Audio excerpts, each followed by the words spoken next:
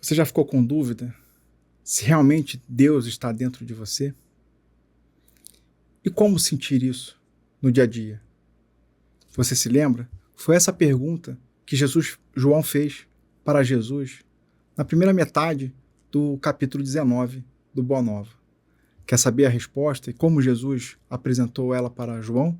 Fique conosco após a vinheta.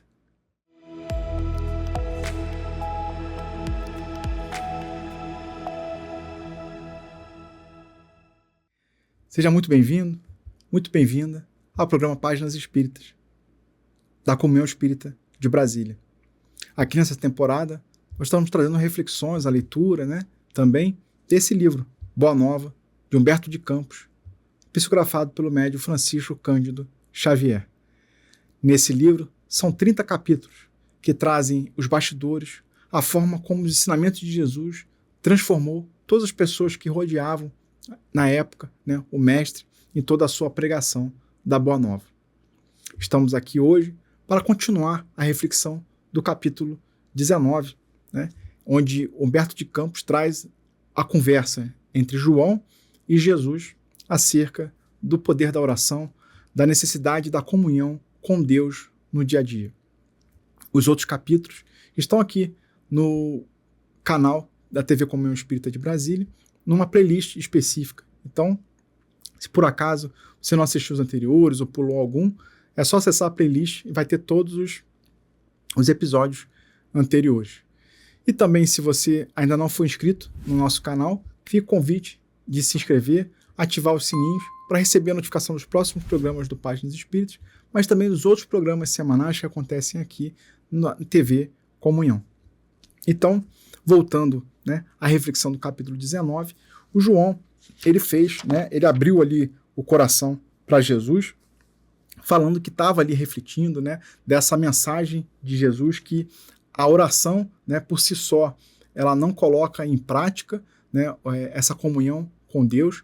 Essa comunhão com Deus não é apenas o louvor, não é apenas a súplica, é algo que é colocado em prática, colocado em ação.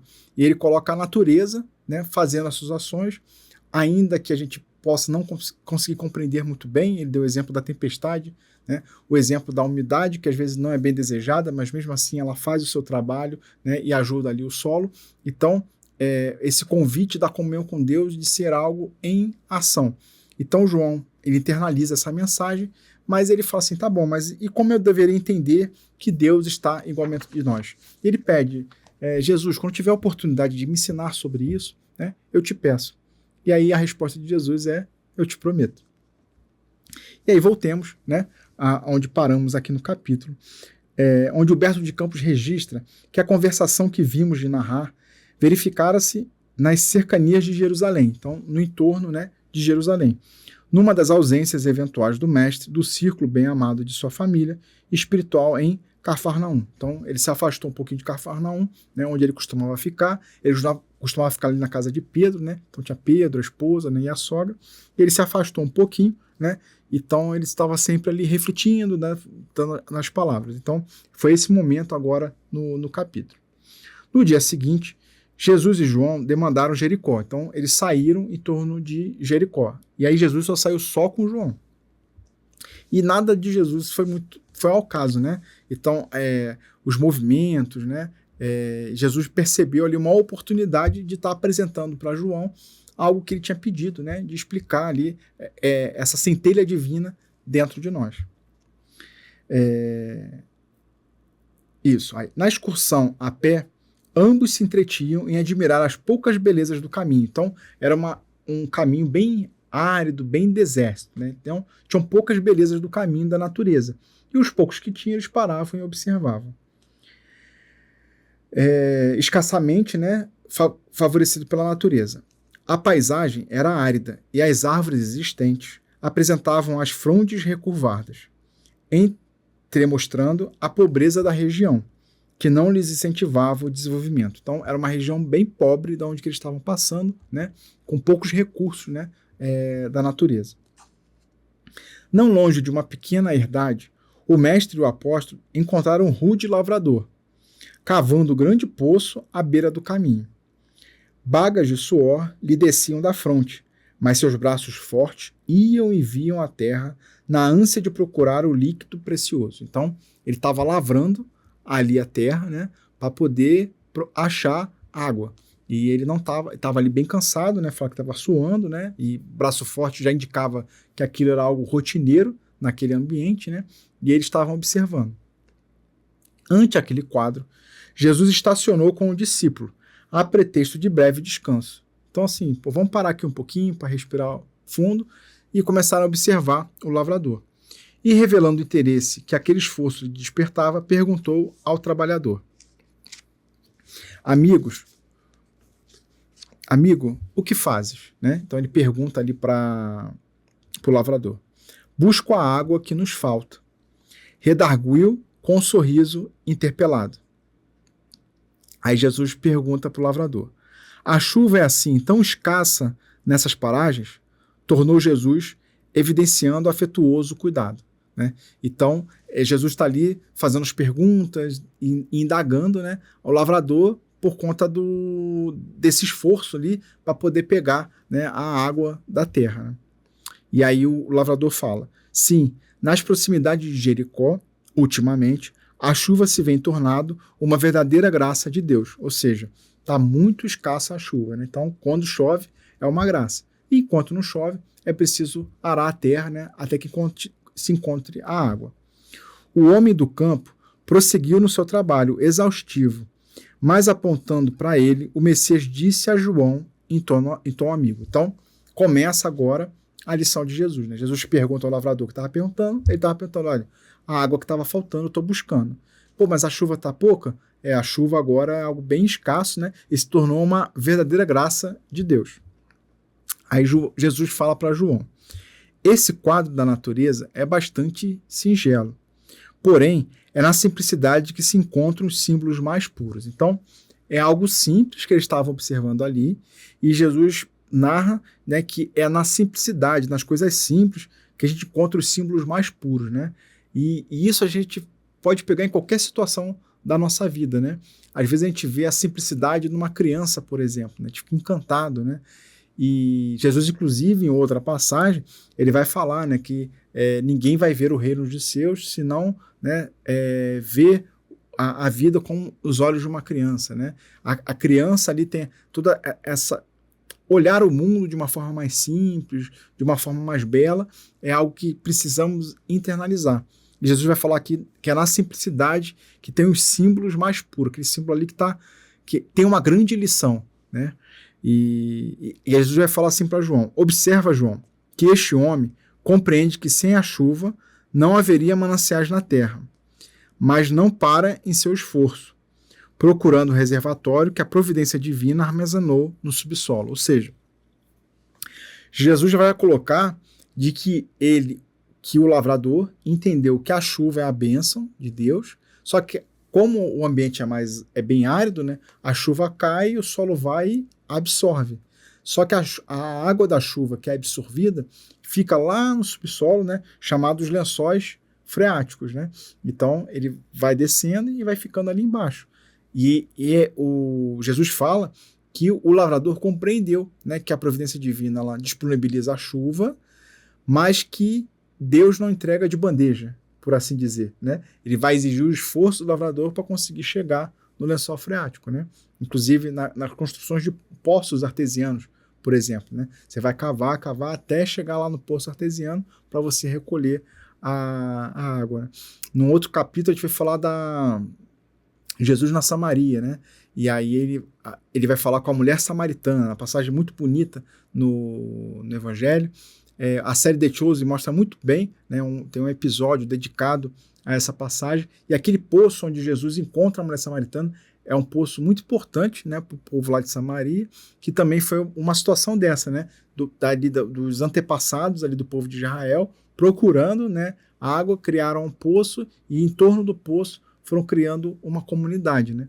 Então, Jesus está falando ali que o lavrador, naquela situação, e a humanidade como um todo já tinha percebido essa conexão, né? Que Deus providencia a chuva, mas não dá água simplesmente. Né? É necessário que a gente trabalhe. E na primeira metade do capítulo, Jesus também passa essa mensagem, né? Que não basta apenas fazer oração, é necessário de se colocar em prática, né? Aí Jesus continua. A imagem é pálida, então ele relata aqui na segunda parte do capítulo, né? Que o local é árido, a paisagem é árida, as árvores todas contorcidas, né? E então há pouca beleza no caminho. Então a imagem é pálida. Todavia, chega para compreender como Deus reside também em nós. Agora ele começa a fazer uma analogia daquela situação para nosso íntimo. Ele continua. Dentro do símbolo, temos que entender que a chuva, como o favor de sua misericórdia, sem o qual nada possuiríamos. Então ele coloca assim, olha, então vamos observar toda essa região árida como o nosso interior. E essa viagem interior somos nós mesmos sendo lavrador de nós mesmos. E Jesus coloca aqui a chuva como um favor externo, que sem esse favor externo a gente não ia possuir nada. Vamos acompanhar. Esta paisagem deserta de Jericó pode representar a alma humana, vazia de sentimentos santificadores. Então, se a gente dentro de nós estiver vazio de sentimentos santificadores, vai estar a nossa alma um deserto, né? Vai estar o deserto da alma. Este trabalhador simboliza o cristão ativo, cavando junto dos caminhos áridos, muitas vezes com sacrifício, suor e lágrimas, para encontrar a luz divina em seu coração. Então, o lavrador é o cristão ativo, né, que está ali trabalhando, está sendo convidado, né, na sua batalha interna. E vai ser fácil? Não. Jesus coloca aqui que os caminhos vão ser áridos, vai ter sacrifício, suor e lágrimas, né? E ainda assim, ele vai continuar a procurar. Então, a água, né, a água divina, a água ali, né, seria a luz divina no seu coração, né? E a água é o símbolo mais perfeito da essência de Deus. Continua aqui. Que tanto está nos céus como na terra. Então, ele coloca ali essa procura do lavrador pela água que está no solo, né, como essa necessidade que nós precisamos ter de estar em comunhão com Deus. E aí ele não está fora, ele está dentro de nós. E aí vem a doutrina do Espírito, sempre está convidando, né, para o autoconhecimento, para a reforma íntima, né? Então a gente, ao invés de estar observando ali como é que está o jardim do outro, se o outro está cuidando bem ou mal do seu próprio jardim, se o outro está ou não ferindo o jardim do outro, o convite da gente se autoanalisar. Bem, antes de eu observar o que o outro está fazendo, como é que eu tenho observado a mim mesmo, né? E, inclusive, tem um outro capítulo que a gente falou sobre a mulher adúltera, né? Onde Jesus pergunta, né? Olha, aquele que tiver sem pecado, sem erro, que atire a primeira pedra. E aí ninguém atirou, né? Então Jesus falou assim, olha, então fala para a mulher, né? Falou assim, se ninguém te condenou, eu também não vou te condenar. Vá e não peque mais, ou não erre mais, né? Não erre mais o alvo. Continue a sua vida agora fazendo o melhor. Então, a doutrina do Espírito assim, ancora muito firme nessa proposta dessa reforma íntima e que a gente precisa fazer de autoanálise, de focar no nosso interior. Então, como está o nosso interior? Está tudo desértico, como essa paisagem de Jericó? Ou está algo mais... tem mais grama, tem mais árvore frutífera, né? Será que a gente está precisando cuidar desse nosso jardim, né? E cuidar com cuidado, né? Porque teve uma analogia que eu usei uma vez em uma palestra, da gente pegar como se fosse um jardineiro, né? Que quando ele vai olhar ali o jardim, ele não sai arrancando todas as plantas, pensando que tudo é erva daninha, porque se sair arrancando, pode ser que ele arranque parte da plantação boa, né? Ele arranca a erva daninha, mas também arranque parte da plantação boa. Então ele precisa estar observando ponto a ponto, né? Onde que está a erva daninha, onde que não está, observar a terra, né? Onde que como é que o sol está pegando, como é que está sendo tratado aquele jardim e observar primeiro e depois fazer os ajustes, né? Então Jesus, observando, né, aquela situação do lavrador na terra, ele faz essa comparação, né? O lavrador como cristão ativo, cavando em si mesmo E a água que ele vai encontrar lá no fundo do poço é a essência divina. E, de novo, Jesus está convidando a gente a trabalhar. Pegando a analogia também, que Deus vai nos prover o que a gente está precisando, mas não vai ser de mão beijada. Não vai ser algo dado simplesmente de graça. Vai ser algo que a gente vai ter que trabalhar. Seja na nossa família, seja no trabalho, é algo que precisamos batalhar. Por mais que a gente observe algumas pessoas que parece que tudo dá certo na vida delas e aí cai de mão beijada para elas, mas a gente não sabe exatamente o que aquela pessoa viveu antes disso, né, em outras situações, o que ela vive no dia a dia. Então, às vezes, a gente pode fazer um julgamento prévio, né, de que está tudo bem na vida dela e nem sempre vai estar.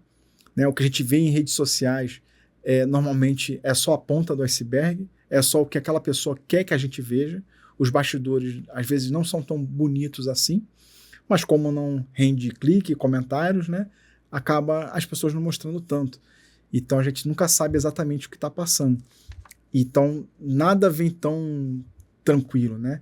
Eu lembro do capítulo 8, onde Jesus vai perguntar para Bartolomeu, né, qual é o melhor negócio do mundo, né? Será que é juntar tesouro, riquezas, né, que vão acabar exigindo de você mais esforço, mais empenho, né, e ocupando o seu tempo, né? Ou será que o melhor negócio do mundo é essa conexão com Deus, né, onde que a vida fica mais leve, nessa certeza de que é tudo passageiro, né? A gente está caminhando para a vida eterna, né? A gente está caminhando para se aproximar de Deus. Então, tudo que a gente vive aqui são todas oportunidades de melhorarmos, né? Então, a gente vai se organizando. Mas voltando aqui o capítulo, Humberto de Campos vai dizer que João, né, o discípulo, guardou aquelas palavras sabendo que realizara uma aquisição de claridades imorredoras. Porque se a gente for para pensar, né, aqui está falando que ele absorveu, né, e percebeu a grandeza do ensinamento, né, que Jesus estava passando para João. E aí, se a gente for ver no nosso dia a dia, quantas pessoas têm no seu esforço diário essa fidelidade a Deus, de estar trabalhando e lutando apesar dos desafios, de estar fazendo o arado, né, nessa terra árida interna, apesar dos desafios. E a gente vê que são essas pessoas que são tidas como referência, né, na humanidade. Né? Pegamos o Chico Xavier, né, que foi instrumento ali do Humberto de Campos para poder nos apresentar, nos trazer esse livro e tantos outros, né, um mais lindo do que o outro. Ele tinha uma vida de muita simplicidade, né? Toda a renda, inclusive, dos livros que ele psicografou foram doadas, e ele tinha uma vida simples, né? Com poucos recursos, às vezes faltava uma coisa ou outra, e ele continuava ali trabalhando, né? Ele tinha um problema muito grave, catarata, né? E ele deixou de enxergar numa vista. Eu lembro do filme que trata a vida dele, né? Da vida do Chico Xavier, e ele vai num oftalmologista, né? Numa cena, e ele vai conversar com o oftalmologista, e o oftalmologista fala assim, eu não me surpreendo de você estar dizendo que vê espíritos com a vista dessa, né? Porque eu não estava enxergando bem de uma vista, e falou para ele parar de fazer as psicografias, porque não tinha essa claridade que a gente tem hoje, né? Era muita coisa à luz de velas, e ele psicografava de madrugada à luz de vela ali e tudo, e isso forçava a vista dele e piorava a visão. E mesmo assim ele continuou, né, trabalhando e ajudando, né, o próximo. Ele sofria de um problema também no coração, chamado de angina, né, dores no coração, e mesmo assim ele permaneceu fiel. Nós pegamos Divaldo Franco, né, outro expoente do espiritismo, que também tinha problema no coração. Nessa reta final da vida dele, ele teve um câncer na bexiga, e sempre que possível ele aparecia lá na Mansão do Caminho, né, nas palestras, dando orientação, dando seus testemunhos e referência. Uma outra referência também para mim, assim, apesar dos desafios, né, tá ali se esforçando na sua comunhão com Deus, é Jerônimo Mendonça, né, conhecido como Gigante Deitado. Ele ficou com o corpo, né, paralisado do pescoço para baixo, e mesmo assim ele virou palestrante. Né? Tem uma passagem que ele brinca com o Divaldo Franco, porque ele começou a imitar a voz do Divaldo Franco. Então, ele atrás da cortina, né? Ele começava a falar com a voz do Divaldo Franco, as pessoas achavam que era o Divaldo Franco e ele ficava gargalhando do outro lado, né? E ele contava isso pro Divaldo Franco rindo, né? E ele dizia assim, Divaldo, você pode até ser aplaudido pela plateia, né? Mas eu que sou carregado nos braços quando eu termino de falar. Porque como ele não andava, ele precisava ser carregado nos braços. Então, assim, ele fazia ali daquela adversidade que a vida apresentou para ele, algo de ver a coisa mais leve, né? Não elimina o sacrifício, o suor, as lágrimas, né? O desafio que ele tinha no dia a dia. Mas ele se esforçou ao máximo para continuar trabalhando e ver a forma de forma mais leve. Então, esse ensinamento, é que o João coloca aqui, né? Que é uma aquisição que é algo que ficou marcado para ele, né? E aí João, ele contemplou o grande poço, onde a água clara começava a surgir. Então, o lavrador caçou tanto a água, né, lavrou tanto, arou tanto a terra, que a água começou a aparecer.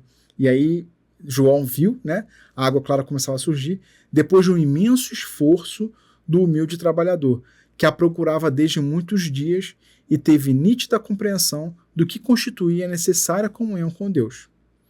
Experimentando indefinível júbilo no coração, tomou as mãos do mestre e as osculou, com a alegria do seu espírito alvoroçado. Então, assim, ele sentiu uma alegria tão forte dentro dele, né, de ter conseguido compreender, né, esse esforço necessário que cada um de nós precisa ter para estar em comunhão com Deus. E aí, nesse esforço, né, nessa reforma íntima, nessa melhora constante, a gente vai ter esses momentos de que dentro de nós vai ter uma paz que nada no mundo vai tirar.